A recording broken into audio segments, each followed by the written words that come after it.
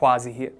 In the ancient yogic arts, there is secret knowledge that once mastered allows one to transcend the linear physical realm into the non-linear, non-physical realm. Now, around 3,000 years ago, an ancient enlightened master descended upon the earth to reveal this knowledge, the knowledge of meditation. His name was Patanjali, the author of the Yoga Sutras. Now, Patanjali spoke of the 8 stages to the attainment of samadhi, which is defined as the highest state of mental concentration that one can achieve while still bound to the physical body, which unites them with the highest source of reality. In essence, you go beyond mind and body and become one with the true source of life itself. Here are the 8 stages one must master to attain true samadhi. Number 1, yamas, external disciplines like universal values. Number 2, niyamas, internal disciplines like personal observation. 3, asanas, poses or postures. 4, pranayama, breath work or controlling the breath. 5, pratyahara, withdrawal of the senses. 6, dharana, which is concentration. 7, dhyana, meditation. And finally, 8, samadhi, the ultimate state of bliss. In today's video, I'm going to share with you how to take your meditations deep, tap into what's known as the alpha brainwave state, and transcend this physical realm to create reality from its true source. Let's get started. So the biggest issue that I see with meditators and people who want to take up meditation is they're doing it incorrectly. And what I mean by that is they just try to sit down and meditate, and then thoughts come up and they say, oh, I'm just not meditating correctly. I don't know if I'm doing it right, and they just give up. Oh, I don't know if I'm supposed to be thinking all of these thoughts, and I get lost in my thoughts. So I'm going to share with you a protocol that will teach you how to properly meditate so you can go beyond that hump that you have when you initially start, because it's like riding a bike. When you first start, it's going to feel uncomfortable, it's going to feel different, you're going to doubt your ability to do it, but slowly, as you keep doing it more and more, you're going to start to see a different quality, a different presence about you, and intuitively things are just going to start falling into place for you, okay? But to begin with, we need to understand what the goal, the true goal of meditation is, or any action, is to allow us to become one with the action itself, okay? So if you're a master of a certain craft, you will understand this. Let's say you do sales, or you make physical things, or you create art, etc. You'll notice that once you get really good at it, if you're really, really good at something, you're a master at something, you'll notice that intuitively you start to see things that other people can't. Like when I look at other people's YouTube channels and when they do thumbnails and titles, I can see things that they can't because they've started off. But because I have so much experience in doing this, I know what's gonna hit and what's not. And now, it's not gonna be perfect 100% of the time, but I can see things that beginner YouTubers, they can't, and so I can advise my clients. But this level of mastery is attained because I kept doing the thing, doing, taking action. But then eventually I became one with being a really successful YouTuber, business owner, etc. So I can look at beginner business owners and people with similar businesses, coaching businesses, and I can tell what the issue is, what the bottleneck is immediately, right? I can see things they can't because I have become one with it because I've taken that action for so long. Similarly, the goal of meditation is to become meditative, to become one with the action itself. The other goal is to go beyond the realm of the seen into the unseen. So most people, they live in this linear realm and they believe in what they can see. I believe in what I can see. I can see me taking action, making results happen, and therefore actions make results happen. But sometimes though, certain events happen, we call it luck, that we can't explain. That is the realm of the unseen. You can tap more into the realm of the unseen, the intuition, get more aligned if you start to become more meditative, if you go beyond this seen world. If the seen world is all you know, you're going to be a slave to the seen. When your business goes up, your income goes up, you feel good. When your income goes down, you feel like shit because, your identity is tied to it, right? So when you go into debt, you're gonna feel like crap. When your relationship goes to shit, when your health goes to shit, you're gonna feel like crap because you are attached to the world of the seen. So the other goal of meditation is to actually go into the true source of reality. And a great way I can explain this is if we look at the causal chain, okay? The law of cause and effect, as above, so below, as within, so without, as the great Hermetic teaching would go. If we have these 3 variables, A, B, and C, we can, let's say that like billiard balls, when A hits B, B goes ahead and hits C. It's very linear, right? The mind likes to see this. It's very rational. It likes to see that one thing is leading to another, another thing is leading to another. Here's where the realm of the unseen comes in. To us in this material realm, this illusion presents itself that A leads to B leads to C. But what's causing A and B and C to appear like that in this illusion, in that arrangement in the first place? That's the source, the unseen source from which everything originates. So what you have to understand is everything that you're seeing right now, anything that is seen is created from the unseen. It is a manifestation of the unseen, a spontaneous manifestation of the unseen. So in science, they have the concept of subatomic particles, which spontaneously form and get annihilated and disappear into the void. They spontaneously form, get annihilated. And it is thought that 98% of the universe, it's just things that we can't measure. Dark energy and dark matter, right? We just can't measure it, we can't see it. It's the true unseen. And the ancient yogis have been talking about this for the longest time. In ancient yogic knowledge, the belief, the understanding is that everything stemmed from the true source, which is nothingness, nothingness. Okay? Nothingness isn't just the absence of things, it is no thing. It is beyond form. And this nothingness evolved into awareness. The awareness evolved into consciousness. Consciousness evolved into what we call mind, and mind then created the body. Okay? So everything truly stems from this nothingness. So this nothingness causes A to appear as it is, B to appear as it is, and C to appear as it is. Has it ever happened to you in your life where you just felt like you were so dialed in, you're so intuitively aligned, and things were just happening? Things were just happening. You completely surrender to the flow of life, and then things beyond your wildest imagination happen. The instance of this that I recently read about is a book called The Surrender Experiment by Michael Singer.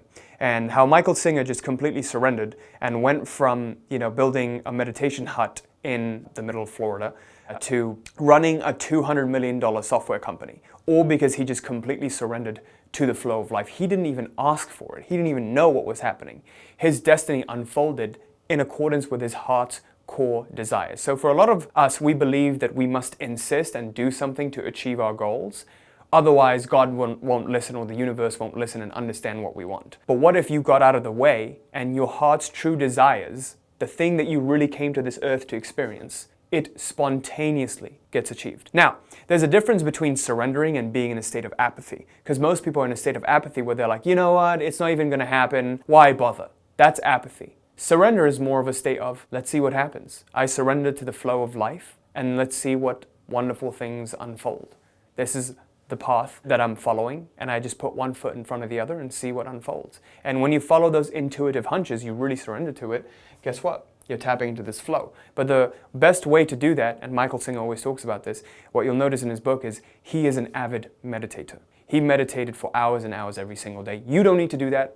All you simply need to do is at least 15 to 20 minutes every single day. I've been doing that for the last 8-9 years, and it will completely change your life. So that explains the seen versus the unseen. Now, the next thing we have to understand is, what does deep meditation do? Deep meditation gets you into this state called the alpha brainwave state.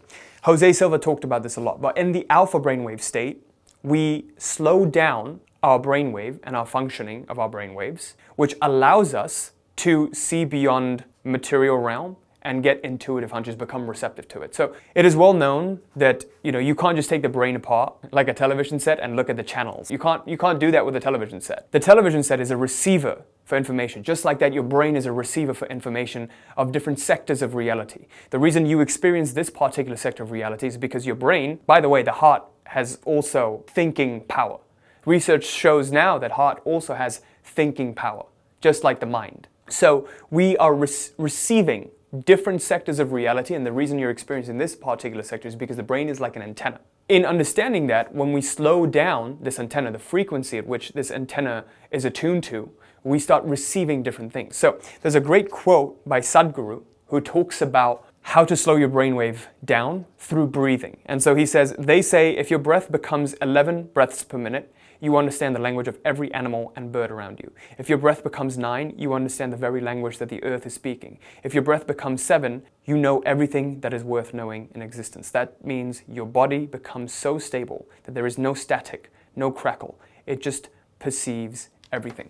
So for me, when I enter minutes 12 to 20 of my meditation, what happens is my breathing just slows down. My body becomes extremely still. And my typical breathing rate is around 14 breaths per minute, and it slows down to less than 10.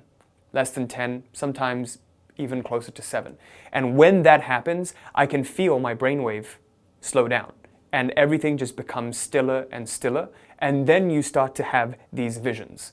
Now, these visions, I won't go more in depth with because different people have different visions. It's almost that path, that barrier between conscious and unconscious, which is the subconscious mind. That's when you know your brainwave has slowed down because you start almost having a REM sleep, rapid eye movement, okay? When you tap into that state more and more in a conscious way, it's called non-deep rest? Anyway, I don't remember what it's called, but when you start tapping into more and more of that brainwave state, you gain the power to reprogram yourself. You gain the power to program yourself with what you want to accomplish. Now, for most people, it's difficult to attain that state at first because you need to start meditating and have experience meditating. But once you do start tapping into that state, what happens is your cup right now is full.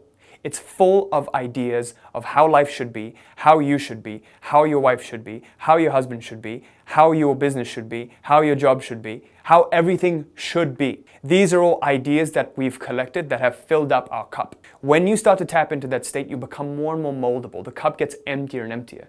Guess what happens when the cup gets emptier? You can now fill it up with what you want. This is exactly what we help our clients do. You have to first empty the cup, and then you can consciously choose what you want to fill it up with, and that is our goal. Because for most of us, it's unconsciously filled up with ideas that we've collected. Okay? Which brings me to the next part, the difference between meditation and visualization. Meditation allows you to empty your cup. Visualization is more of a transmitting tool where you visualize what you would like to see in your life and what makes you feel the greatest joy. And when you visualize that, you're filling the cup up with ideas, with impressions, you're impressioning your subconscious mind with the things that you would like to see in your life. Have you ever noticed how some people effortlessly move towards their goals and other people really struggle? And the ones who struggle, they always talk about this limiting belief. What if you had no limiting beliefs and limiting ideas? It's just like that. When you start to empty your cup, reprogramming yourself in those crucial moments where you have to act against yourself becomes easier and easier because guess what? You go beyond the realm of the seen. You go into the unseen realm. You become more flexible. You become more moldable. People, when they throw shit at you, it doesn't stick as much anymore, right? When life throws shit at you, it doesn't stick as much. You're not as sticky. You become almost transparent. And that is one of the main goals of yoga, is to become transparent. When you become transparent, whatever you stand in front of, you take that color. You become one with it. And that's why the main goal of meditation is unity. And the word yoga literally translates to union. Union with what? With divine. There is divinity in each and every single one of us, but most of us never really get to taste that until we actually go to sleep. So every night when you go to sleep, you tap into that realm. But it just happens that it's completely unconscious. It's not that light bridge between conscious and subconscious, okay?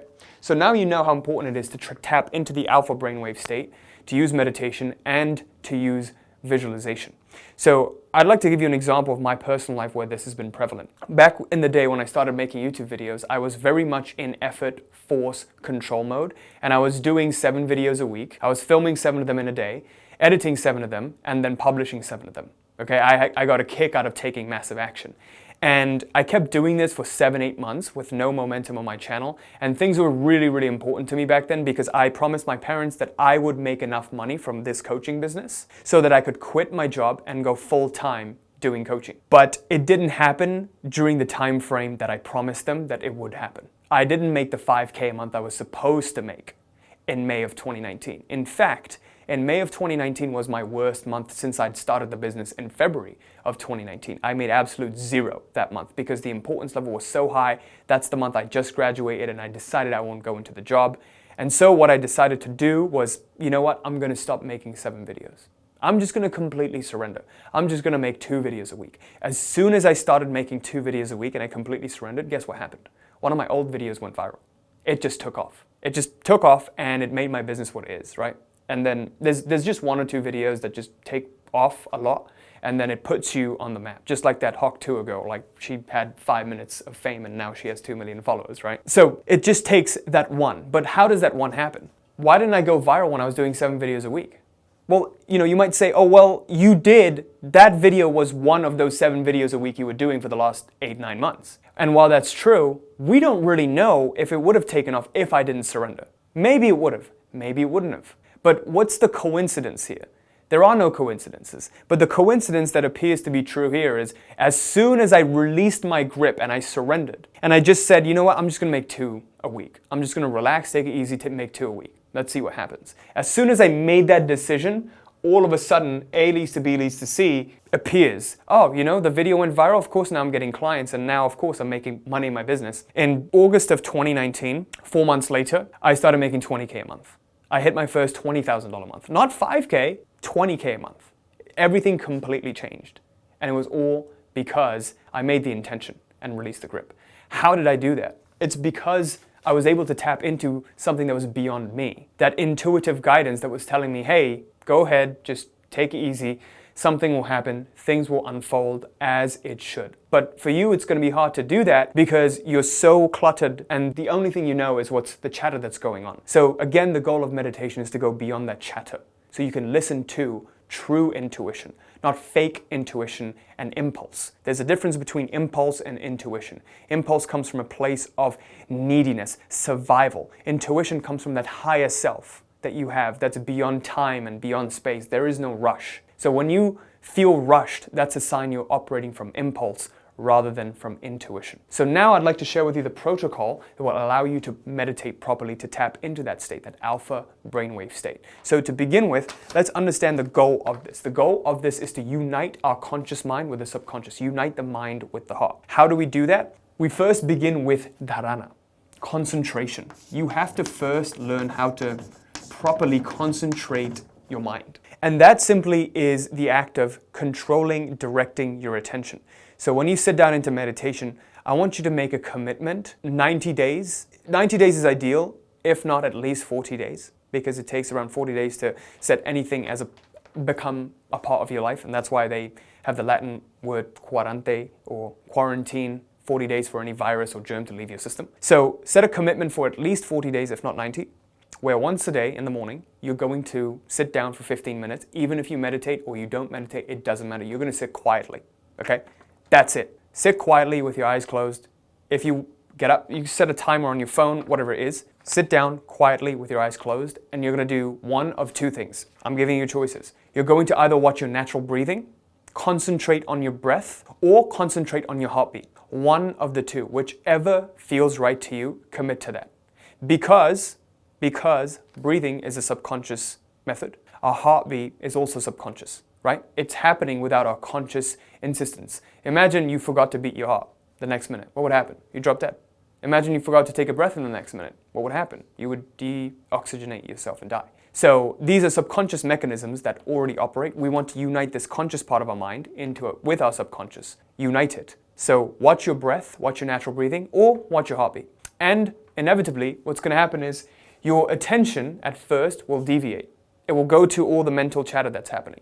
Bring it back. Commit to 15 minutes because around 8 to 12 minutes you're going to enter this zone where you start seeing shit. You start seeing things and you get into this kind of REM state and ignore the things that you see, as in accept it, watch it. Remember, you are the watcher. So what you continually want to get into is watchfulness, not judge. Don't judge the thoughts that come up. Oh, why did this thought come up? This is such a bad thought. Watch it, observe it, be with it. Watch the thought, watch the vision, watch the feeling. You are beyond it all. You are that true source. You are beyond all identity and all limits. You are limitless. Once you start doing this, you'll start to see how you become non-reactive to things in your life. If something bad happens, you don't immediately react to it. There's a space between the thing happening and your response to it. And that's when you become a conscious human being. When you become a conscious human being, you have the conscious choice, the direction, as to the direction in which your life unfolds. You cannot do that if you're constantly reacting to things that are happening. If you're constantly putting out fires, there needs to be a space between the fire and your response to it. And the only way you can do that is by creating space. Okay? So what I would like for you to do right now is commit to either heart or breath, whatever it is. Commit to the 40 days and put it on your calendar, what time you're going to meditate. I 100% recommend as soon as you wake up. If you have to wake up 15 minutes earlier, so be it. You wake up, take a shower, clean your energy body off with water, clean water, and ideally cold water, because you want to wash off the sleep. Otherwise, you're going to be in sleep mode. So wake up, take a shower, sit down for set your timer for 15 minutes, meditate for the next 40 days. And I want you to report your findings in the comment section, okay? Every single day, your takeaways in the comment section. The next thing I'd like for you to do is to complement this video with the breathing video. I made a video on breathing and how to properly breathe, which will allow you to tap more and more into the state. And I talk about diaphragmatic breathing and how to circulate energy through your system. So that will combine very, very well with this morning practice of your meditation. So to access that, click right here, and I'll see you in this next video right now. Thanks.